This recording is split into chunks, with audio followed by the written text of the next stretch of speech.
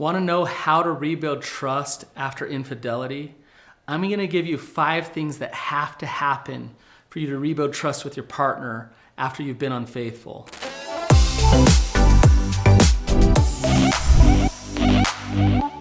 Want to know how to rebuild trust after infidelity? I'm going to give you 5 things that have to happen in order for you to establish trust again with your partner after being unfaithful. So listen to all 5 of these because they all work together. I am an expert on rebuilding trust in relationships after you've committed adultery or after you've been unfaithful to your partner or your spouse. I work with betrayal trauma. It's what I do every day.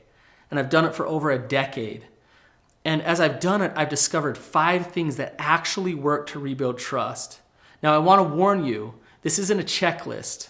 I'm not going to give you 5 things that you can do today, but I am going to give you 5 things that you can work on so that you can show up as a trustworthy partner and reestablish safety again in your relationship. One of the questions I get most often is, Brannon, what can I do now to get my spouse to trust me again?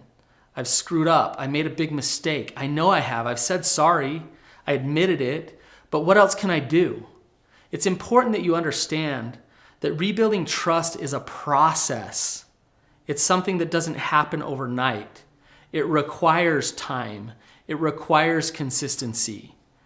And with that requirement of time and consistency, your partner starts to realize, I'm not going to get hurt by you again. I'm going to show you what to do in that time so that you can actually reestablish trust and you don't just waste time. When you cheat on somebody, trust gets broken. I know that's not like that groundbreaking of an idea, but if you're dishonest, you're not going to be trustworthy. If you don't have trust in a relationship, then you don't have much of a relationship. So cheating and being dishonest will shatter trust. Why did you cheat? What got yourself into that position? Did you want to hurt your spouse? My guess is you probably didn't want to hurt your spouse. But why did you cheat? What was it doing for you? It's important that you really self-reflect and understand what got you there. If you don't understand what's underneath it, then you'll end up doing it again. Trust is not rebuilt by simply confessing. Trust is not rebuilt by your words. You can say, I'll never do that again, all you want. That won't rebuild trust in your marriage. Trust is rebuilt by something completely different. Trust happens when your heart shifts, when you start to become something different. I'm going to show you how to create that shift. But before I do, remember to subscribe to my channel. All right, let's talk about the 5 things that actually show a change of heart. The 5 things that actually show that you're a trustworthy partner. First off, you're proactive in your own recovery and your own healing. What that means is that you need internal motivation to change.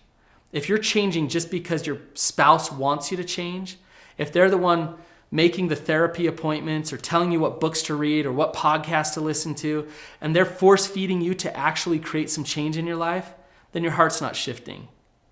You're going through the motions. You're externally motivated. But if you're looking at this and you're realizing, I don't want to do that again. That's not the person that I am. I want to find peace. I want to find healing. I want to find happiness. I don't want to live a double life. I'm going to figure this out for me. That's important. Be proactive in your own healing. Next, it's important that you're rigorously honest with yourself and with others. You used a lot of justification. You used a lot of rationalization and denial in order to get yourself to do things that you normally wouldn't do. You need to flush that denial out. Get rid of that justification. Stop rationalizing things. Stop minimizing things. And be an open, honest person. When your spouse asks you something, being able to just tell them what is. You're not hiding things. There's not things in the closet that you really don't want them to discover. But you get those things out in the open. You live your life in the light. You have to have rigorous honesty in order to rebuild trust. Now, the third thing may be one of the most difficult, but that's that you have pain and empathy for their pain. That you give your partner some space. You don't expect them to heal overnight. That you're patient with their healing process. That you're actually there for them to talk about their pain.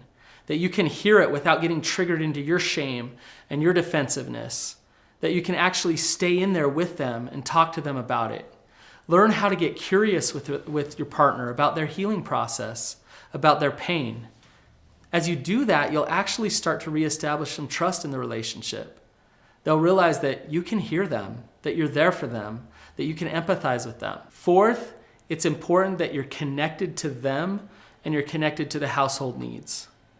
So if you're not available, if you're always working, if you're always on your phone, if you're always disconnecting from them, you're sending a message to your partner that my mind and my heart is not here. It's elsewhere. And that creates some unsafety in the relationship. Now, you're not going to be perfect. We all disconnect some. But if you're always gone, then you're not going to rebuild trust in the relationship. The fifth thing is that you're consistent. Now, trust works like working out. I can go work out today and I'm not going to get a six-pack. I wish. That'd be really nice. But if I work out today, my body probably won't change much. And I'll look at my body and be like, where's my six-pack? But if I work out over time every day, again and again and again, eventually there's results. That's how trust works in a relationship. When you stay steady, when you stay consistent, then your partner knows what to expect. When they know what to expect, they trust you and there's safety in the relationship. I want to tell you a story about a friend of mine named Jeff. Now, Jeff, when he started working his recovery, he had done some things in his marriage where he had really broken trust. He wasn't honest. He was hiding things. His wife had caught him several times.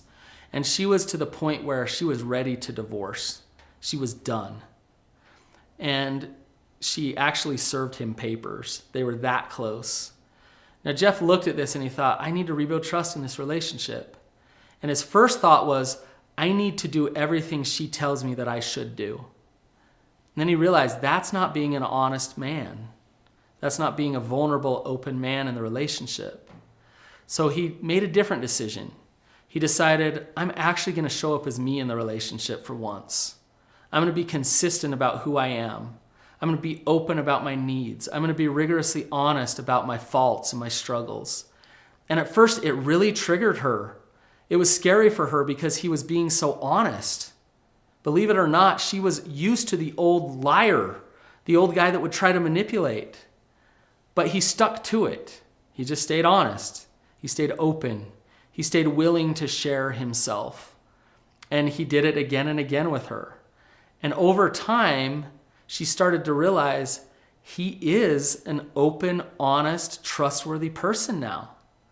And what's interesting is him being open and honest actually made it possible for her to connect to him.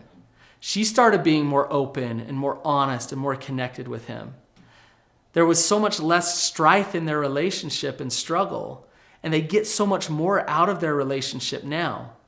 Now she's working on herself pretty intensely, but he's still engaged in his own recovery process and proactive in his own work.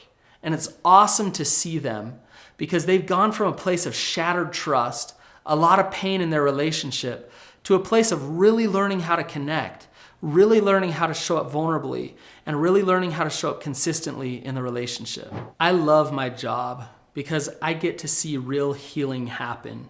I get to see this process actually take place. And I'm here to tell you, if you're listening to this and you're in a lot of pain and you're thinking that you can't fix all the things that are broken, you can. You absolutely can shift. You absolutely can choose to show up as a partner who can create trust in the relationship. If you want it, it's possible. But you're going to have to shift your heart. You're going to have to decide that you're going to be an integrous partner, a partner who's going to create safety and trust in your relationship. If this video has been helpful, then click on the link below and check out my course, Helping Her Heal After Shattering Her Heart. And it will teach you how to create trust again in the relationship.